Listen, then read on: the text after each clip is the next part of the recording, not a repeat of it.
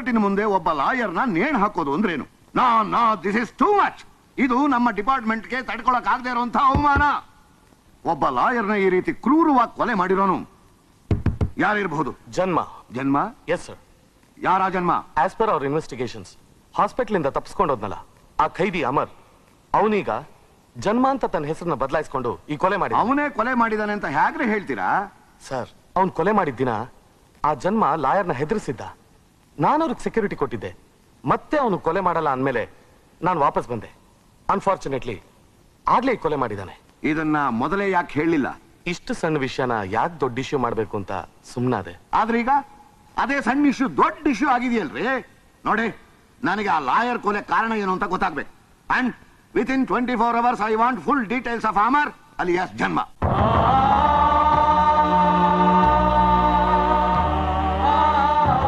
ನಮ್ಮ ಪ್ಲಾನ್ ಪ್ರಕಾರ ಲಾಯರ್ ಕಪನಿಪತಿ ಸತ್ತ. ನಮ್ಮ ಮುಂದಿನ ಬೇಟೆ ಎಸ್ ಐ ರಾಜಶೇಖರ್.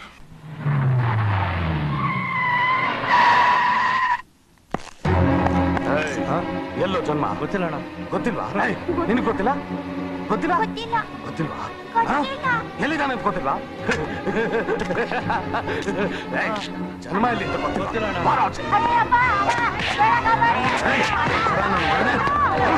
ಜನ್ಮ ಎಲ್ಲಿ ಅಂತ ಗೊತ್ತಿಲ್ವಾ?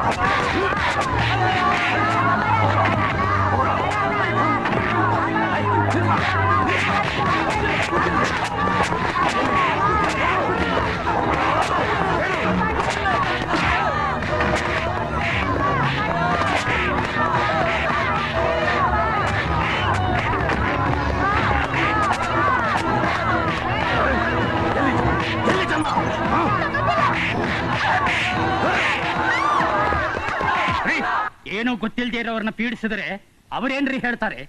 ಅಧಿಕಾರ ಇದೆ ಅಂತ ಅಮಾಯಕರ ಮೇಲೆ ಕೈ ಮಾಡಬೇಡಿ. ಕಾಕಿ ಬಟ್ಟೆ ಇರೋದು ಕಾಯೋದಕ್ಕೆ, ಕಾಡೋದಕ್ಕಲ್ಲ. ಎಲ್ರೂ ಸರಿಯಾಗಿ ಕೇಳಿಸ್ಕೊಳ್ಳಿ. ಈ ಶಾಂತಿನಗರದಲ್ಲಿ ಶಾಂತಿ ಇರ್ಬೇಕು. ನಿಮ್ಗೆಲ್ಲ ಇದೊಂದೇ ಜನ್ಮ ಸಾಕು ಅನ್ಸಿದ್ರೆ ಸ್ಟೇಷನ್ ಬಂದು ಜನ್ಮ ಇರೋ ಜಾಗ ತಿಳಿಸಿ. ಇಲ್ಲ ನಾಳೆ ಬಂದು ನಿಮ್ಗೆಲ್ಲ ಪುನರ್ಜನ್ಮ ಕೊಡ್ತೀನಿ. Mind it. This is the final warning.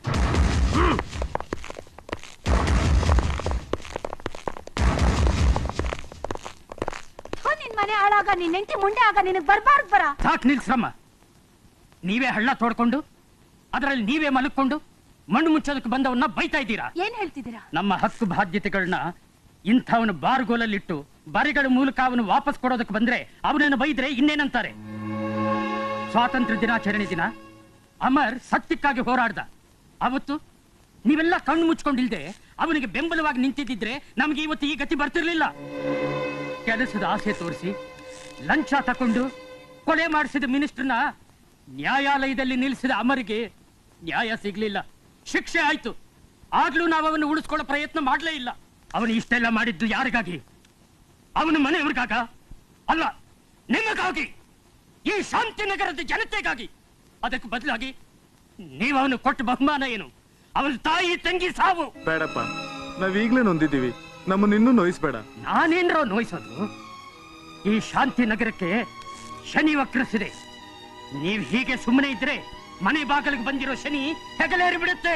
ಹಾಗಾಗ್ಬಾರ್ದಪ್ಪ, ಇದಕ್ ನೀನೇ ಒಂದ್ ದಾರಿ ತೋರಿಸು. ಇಂಥ ಹಲ್ಕ ಜನ ಬಗ್ಗಿದ್ರೆ ಜುಟ್ಟು ಹಿಡಿತಾರೆ, ಎದ್ರೆ ಕಾಲು ಹಿಡಿತಾರೆ. ನಮ್ ಜುಟ್ಟು ಹಿಡಿಯೋದಕ್ಕೆ ಬಂದಿದ್ನಲ್ಲ SI, ಅವನು ನಮ್ಮ ಕಾಲು ಹಿಡಿಯೋ ಹಾಗೆ ಮಾಡ್ಬೇಕು.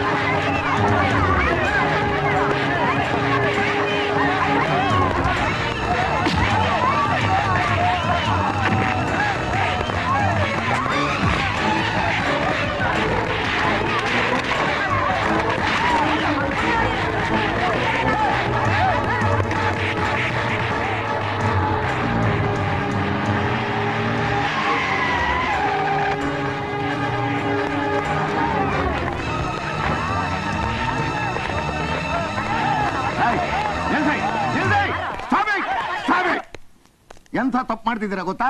ಒಬ್ಬ ಪೊಲೀಸ್ ಆಫೀಸರ್ ಮೇಲೆ ಕೈ ಮಾಡೋದು ದೊಡ್ಡ ಅಪರಾಧ. ಅದೇ ಒಬ್ಬ ಪೊಲೀಸ್ ಆಫೀಸರು ನಮ್ಮಂಥವ್ರ ಮೇಲೆ ಕೈ ಮಾಡಿದ್ದು ಅಪರಾಧ ಅಲ್ವೋ? ರಾಜಶೇಖರ್, ಏನ್ರಿ ಇದೆಲ್ಲ? ರೀ, ಅಲ್ಲಿ ಅವ್ರನ್ನೇನ್ರಿ ಕೇಳ್ತೀರಾ? ಇಲ್ಲಿ ನಮ್ಮನ್ನ ಕೇಳ್ರಿ. ಆ ಅಮರ್ ಇರೋ ಜಾಗ ತೋರಿಸ್ತಿದ್ರೆ ಎಲ್ಲರನ್ನು ಹೊಡೆದು ಜನ್ಮ ಜಾಲಾಡಿಸ್ತೀವಿ ಅಂತ ಹೆದರ್ಸಿದ್ದು ಅಪರಾಧ ಅಲ್ವಾ? ಅವನಿರೋ ಜಾಗ ಗೊತ್ತಿಲ್ಲ ಅಂದಿದ್ದಕ್ಕೆ ನೋಡಿ ಸರ್, ನಿಮ್ ಡಿಪಾರ್ಟ್ಮೆಂಟ್ ಎಂತ ಬಹುಮಾನ ಕೊಟ್ಟಿದೆ ಅಂತ. ನಿಮ್ಮ ಡಿಪಾರ್ಟ್ಮೆಂಟ್ನವರು ಇಲ್ಲಿವರೆಗೂ ಲಂಚ್ಕೋರ್ರು ಅಂತ ಪಟ್ಟ ತಗೊಂಡಿದ್ರು. ಈಗ ನಮ್ಮಂಥವ್ರು ಚಟ್ಟ ಕಟ್ಟೋಕ್ಕೂ ಶುರು ಮಾಡಿದ್ದಾರೆ. ಅಲ್ಲ ಸರ್, ನಿಮ್ ಡಿಪಾರ್ಟ್ಮೆಂಟ್ ನಲ್ಲಿ ಇರೋರ್ಗೆ ಸ್ವಲ್ಪನಾದ್ರೂ ಹೃದಯ ಮನುಷ್ಯತ್ವ ಏನು ಇಲ್ವಾ? ಐ ಆಮ್ ಸಾರಿ, ದಯವಿಟ್ಟು ಕ್ಷಮಿಸಿ. ನಮ್ಮೂರು ಹೀಗೆಲ್ಲ ನಡ್ಕೋತಾರೆ ಅಂತ ನನಗೆ ಗೊತ್ತಿರ್ಲಿಲ್ಲ. ಮೊದ್ಲು ನಿಮ್ಗೇನು ಗೊತ್ತಾಗಲ್ಲ ಸರ್. ಎಲ್ಲ ಮುಗಿದ ಮೇಲೆ ಗೊತ್ತಾಗೋದು. ಪ್ರಾಣ ಹೋದ್ಮೇಲೆ ಸತ್ತಿದ್ದಾರೆ ಅಂತ ಗೊತ್ತಾಗುತ್ತೆ, ಬೆಂಕಿ ಆರಿದ್ಮೇಲೆ ಸುಟ್ಟಿದೆ ಅಂತ ಗೊತ್ತಾಗುತ್ತೆ ಅಲ್ವಾ? ಹೋಗ್ಲಿ, ನೀವೇನ್ ಮಾಡ್ತಾ ಇದ್ದೀರಿ ಅಂತ ಏನಾದ್ರೂ ಗೊತ್ತಿದ್ಯಾ? ಗೊತ್ತಿಲ್ದಿದ್ರೆ ಹೇಳಿ, ಯೂನಿಫಾರ್ಮ್ ಬಿಚ್ಚು ಬನ್ನಿ, ತೋರಿಸ್ತೇವೆ. ನೋಡಿದ್ರೇನ್ರಿ, ನೀವು ಮಾಡಿರೋ ಬೇಜವಾಬ್ದಾರಿ ಕೆಲಸದಿಂದ ನಮ್ಮ ಡಿಪಾರ್ಟ್ಮೆಂಟ್ ತಲೆ ತಗ್ಸೋ ಹಾಗೆ ಮಾಡ್ಬಿಟ್ರಲ್ರಿ. ನಾವು ಗೂಂಡಾಗಿರಿನ ತಡೆಗಟ್ಟಬೇಕು ಅಂತ ಪ್ರಯತ್ನ ಪಡ್ತಾ ಇದ್ರೆ ನೀವೇ ಗೂಂಡಾಗಿರ ತರ ನಡ್ಕೋತಾ ಇದ್ದೀರಲ್ರಿ. Sir, practical problem. Police station ದೇವಸ್ಥಾನ ಇದ್ದ ಹಾಗೆ. ಅದರಲ್ಲಿರೋ ನಾವುಗಳೆಲ್ಲ ಪೂಜಾರಿಗಳು, ಕಷ್ಟ ಅಂತ ಬರೋರು ಭಕ್ತಾದಿಗಳು.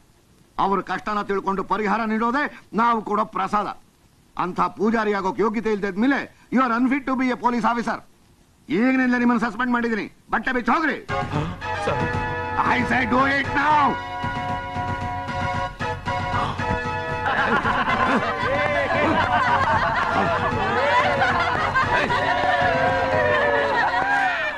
ಇದುವರೆಗೂ ನಿಮಗಾಗಿರೋ ಅನ್ಯಾಯಕ್ಕೆ ನಾನು ಡಿಪಾರ್ಟ್ಮೆಂಟ್ ಪರವಾಗಿ ಕ್ಷಮೆ ಕೇಳ್ಕೊತೀನಿ.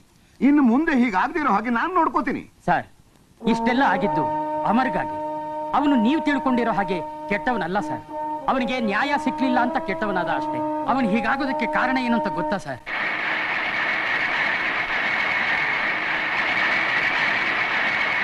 ಬಿಸಿ ಬಿಸಿ ಸುದ್ದಿ, ಕುಮಾರ್ ಕೊಲೆ ಪ್ರಕರಣಕ್ಕೆ ಹೊಸ ತಿರುವು. ಲಾಕಪ್ ಡೆತ್ ಶಂಕೆ, ಮಂತ್ರಿ ಮಹಾದೇವಯ್ಯನ ಕೈವಾಡ. ಬಿಸಿ ಬಿಸಿ ಸುದ್ದಿ.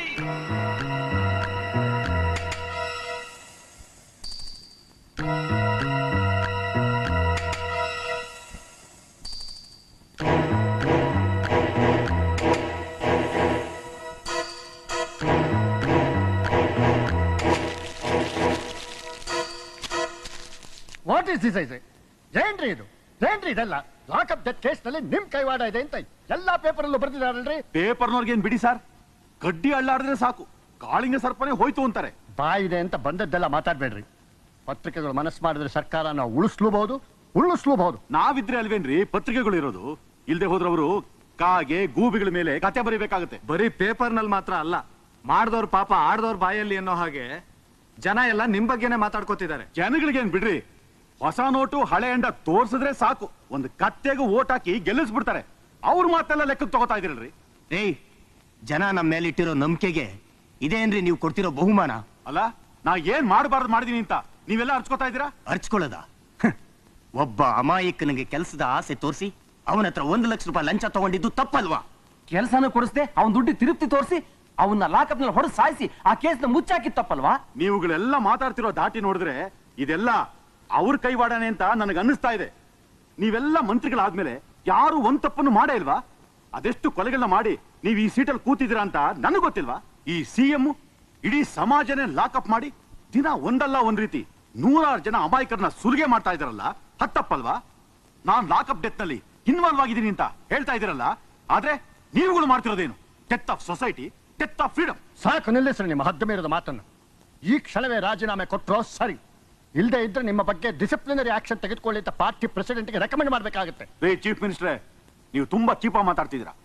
ಅಲ್ರಿ, ಲಕ್ಷಾಂತರ ರೂಪಾಯಿ ಹಣ ಸುರಿದು ಎಲೆಕ್ಷನ್ ಅಲ್ಲಿ ಗೆದ್ದು ಬಂದಿರೋದು ರಾಜೀನಾಮೆ ಕೊಡಕ್ಕಲ್ಲ.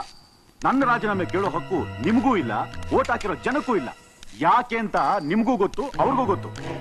ನನ್ನ ಖಜಾನೆ ಖಾಲಿ ಮಾಡಿ ಗೆದ್ದು ಬಂದಿದ್ದೀನಿ ಹೊರತು ಸರ್ಕಾರದ ಖಜಾನೆ ಅಲ್ಲ ರೀ. ಚೀಫ್ ಮಿನಿಸ್ಟ್ರೇ, ಹಣ ಬಿತ್ತಿ ಹಣ ಬೆಳೆಯೋದೆ ಪೊಲಿಟಿಷಿಯನ್ ಪ್ರೊಫೆಷನ್ ಅಂತ ನನಗಿಂತ ಸೀನಿಯರ್ ಆಗಿರೋ ನಿಮಗೂ ಗೊತ್ತು, ಅವ್ರಿಗೂ ಗೊತ್ತು. ಅಲ್ರಿ, ಮಾಂಸ ತಿಂತೀವಿ ಅಂತ ಹೇಳಿ ಮೂಳೆನ ಕತ್ತಿಗೆ ಹಾಕೊಂಡು ತಿರ್ಗಾಡೋದಕ್ಕಾಗುತ್ತೇನ್ರಿ? ನೋಡ್ರಿ, ನೀವಾಗೆ ರಾಜೀನಾಮೆ ಕೊಟ್ಟರೋ ಸರಿ. ಇಲ್ದೇ ಇದ್ದರೆ ನಿಮ್ಮನ್ನ ಪಕ್ಷದಿಂದ ಉಚ್ಚಾಟನೆ ಮಾಡಬೇಕಾಗ್ತದೆ. ಓಹೋ, ಈ ಕಾಲದಲ್ಲಿ ಖಾದಿ ಹಾಕೊಂಡು ಗಾಂಧಿ ತರ ಮಾತಾಡೋ ನೀನು ಈ ರಾಜ್ಯದ ಮುಖ್ಯಮಂತ್ರಿ ಆಗಕ್ಕೆ ಲಾಯಕ್ಕಿಲ್ಲ. ತಾಳು.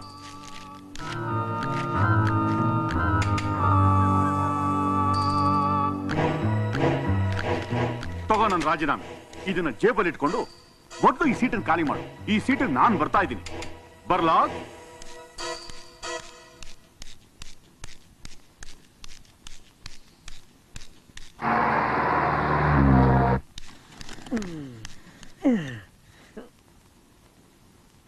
ಎಲ್ಲಿಗೋ ಹೋಗ್ತಿದ್ಯಾ? ಉಗಿರಿ ಮೊಕ್ಕೆ ಇದ್ರೆ ಈ ಊರು ಬಿದ್ರೆ ಮುನ್ನೂರು ಅನ್ನಂಗೆ ನಾವ್ ಎಲ್ಲಿಗಾದ್ರೂ ಹೋಗ್ತೀವಿ. ನಿಮ್ಗೆ ಯಾಕ್ರಿ? ಲೋ ಯಾಟೆ, ನೀ ಎಲ್ಲಿಗೆ ಹೋದ್ರು ನನಗಿಂತ ಒಳ್ಳೆ ದಣಿ ಸಿಗಲ್ವೋ? ತೆಗಿರಿ ಯಾತ್ರ ಸೇಮೆ ದಾಣಿ ನೀವು. ಯಾವಾಗ ಏನ್ ಕೇಳಿದ್ರು ಬೆಳಿಗ್ಗೆ ಶೇವಿಂಗ್ ಮಾಡುವಾಗ ಜ್ಞಾಪ್ಸು ಅಂತೀರಾ ಅಲ್ರಿ. ಈಗ ಮಿನಿಸ್ಟರ್ ಆಗಿದ್ದೀರಾ, ಮುಂದೆ ಪ್ರೈಮ್ ಮಿನಿಸ್ಟರ್ ಆಗ್ತೀರಾ ಅಂತ ನಾನ್ ಅನ್ಕೊಂಡ್ರೆ ಎಮ್ಮೆ ಮೇಲೆ ಕುತ್ಕೊಂಡ್ ಬರಂಗ ಆಗಿದ್ದೀರಲ್ರಿ. ಹಾಗನ್ಬೇಡ್ವೋ, ಮುಂದೆ ನಾನು ಮುಖ್ಯಮಂತ್ರಿ ಆಗೋನು. ಉಗಿರಿ ಮಕ್ಕೆ ರೀ, ಒಂದ್ಸರಿ ಆದ್ರೂ ನಿಮ್ ಮಕ್ಕನ ಕರೆಕ್ಟ್ ಆಗಿ ಕನ್ನಡಿ ನೋಡ್ಕೊಂಡಿದ್ರನ್ರಿ? ನಿಮ್ ಲಾಯರ್ ಜಾಗ್ತೆ ಹೊಡೆದ. ಇಲ್ಲಿ ನೋಡಿ, ಈ ನಿಮ್ ಎಸ್ ಐ ಪಿ ಊತ ನಿಂತಿದ್ದಾನೆ. ಅಲ್ಲೇನ್ ನೋಡ್ತೀರಿ, ಇಲ್ಲಿ ನೋಡ್ರಿ. ಈಗಲೂ ಕಾಲ ಮಿಂಚಿಲ್ಲ. ನನ್ನ ಹತ್ರ ಎಕ್ಸ್ಟ್ರಾ ಟಿಕೆಟ್ ಇದೆ. ನೀವು ನನ್ ಜೊತೆ ವಿಜಯವಾಡಕ್ ಬಂದ್ರಿ, ಗೆದ್ರಿ. ಇಲ್ಲ ಜನಗಳೇ ನಿಮ್ಮನ್ನ ತಿರುಪತಿ ಕಳ್ಸ್ಬಿಡ್ತಾರೆ ನೋಡಿ. ನಾನ್ ಹೋಗಲ್ವೋ, ನಾನೇ ಅವ್ರನ್ನ ಕಳ್ಸ್ಕೊಡ್ತೀನಿ. ಓಹೋ ಹಾಗಾದ್ರೆ ಒಂದು ಸ್ಮಾಲ್ ಪ್ರೆಸೆಂಟೇಶನ್. ಏನದು? ಟೈಮ್ ಬಂದ್ಬಿಟ್ಟಿದೆ ಅಂತ ಕಾಣುತ್ತೆ. ಹಿಡ್ಕೊಳ್ಳಿ, ಯಾವ್ದಕ್ಕೂ ಬೇಕಾಗುತ್ತೆ. ಬರ್ತೀನಿ. ಗೋವಿಂದ ಗೋವಿಂದ ಗೋವಿಂದ. ಇದೇನೆಯಾ ನೀವು ನನ್ನ ಕೂಡ ಬಹುಮಾನ? ನಾನ್ ನಿಮ್ಮನ್ನ ನನ್ನ ಕೈ ಅನ್ಕೊಂಡಿದ್ದೆ, ಆದ್ರೆ ನೀವು ನನ್ನನ್ನೇ ತೊಳೆದು ಬಿಟ್ರಿ.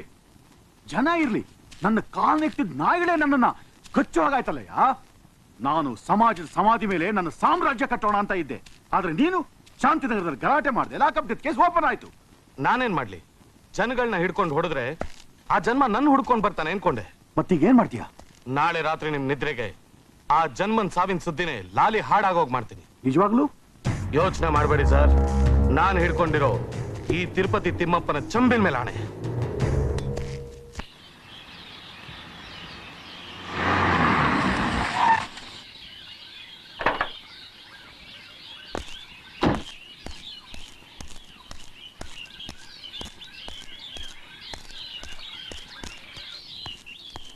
ಆಶಾ, ಆಶಾ, ಏ ಕೃಷ್ಣ,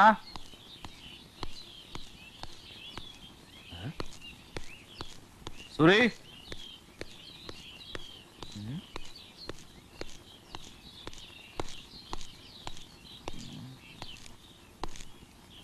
ಆಶಾ,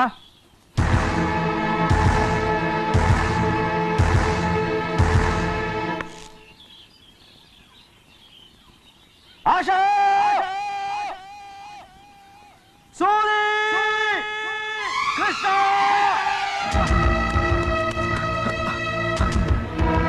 ಆಶಾ, ಸೂರಿ,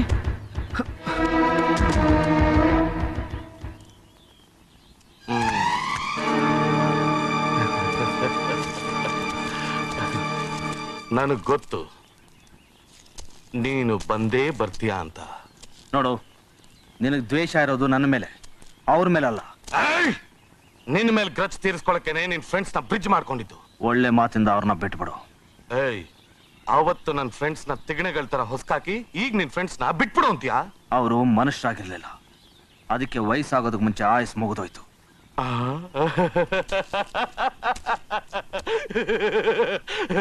ಈಗ ನಿನಗೂ ನಿನ್ ಫ್ರೆಂಡ್ಸ್ಗೂ ನಾನು ಅದನ್ನೇ ಮಾಡಿ.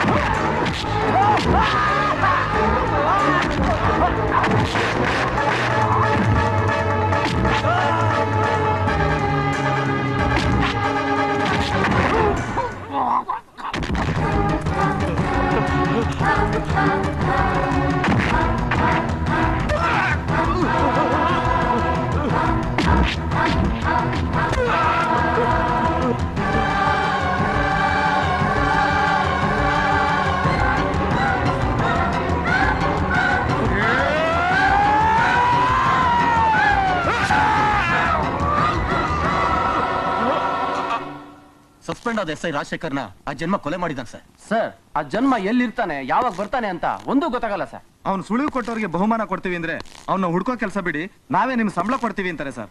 ರಾವಣನ್ ಕೊಂದ ರಾಮ ಹೇಗೆ ಯುಗ ಪುರುಷ ಆದ್ನೋ ಹಾಗೆ ಜನ್ಮನು ಯುಗ ಪುರುಷ ಅಂತಾರೆ ಸರ್. ಅವನೇನೇ ಆಗಿರ್ಲಿ, ಅವನು ಇನ್ನೊಂದು ಕೊಲೆ ಮಾಡೋದ್ರೊಳಗೆ ನನ್ನ ಹತ್ರ ಇರ್ಬೇಕು, ಡೆಡ್ ಆರ್ ಅಲೈವ್.